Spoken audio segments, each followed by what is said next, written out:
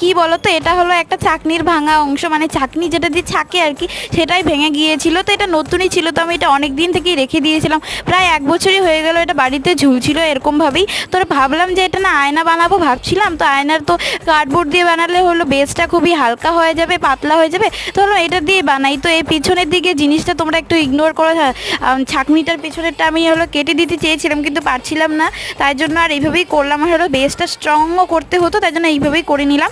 তো দেখো তারপরে হলো কার্ডবোর্ড দিয়ে দিলাম, ফাঁকা অংশগুলো হলো ঢেকে দিলাম কার্ডবোর্ড দিয়ে, তারপরে ক্লে দিয়ে সুন্দর ডিজাইন করে দিলাম। তোমরা এখানে তোমাদের ইচ্ছে মতো ডিজাইন করতে পারো। এখানে আমি হলো আয়নাটা নিয়েছিলাম হলো বুনুর মেকআপ বক্সে যে আয়নাগুলো থাকে না, যে দেখো আয়না যে থাকে হলো কম্প্যাক্ট পাউডার বা এগুলোতে আয়নাগুলো থাকে, তো ভেঙে গেছিলো, সেটা অনেক দিন থেকে আছে পরে, তো সেটা দিয়ে বানিয়ে নিলাম। তো পুরোটা ব্ল্যাক কালার করে নিয়েছিলাম, ডিজাইনটাও তোমার ইচ্ছা মতো তোমরা করে নিও। পুরো পন্স দিয়ে আমি এখানে হলো সিলভার কালার দিলাম, আমার কাছে গোল্ডেন কালার ছিল না, তাই জন্য।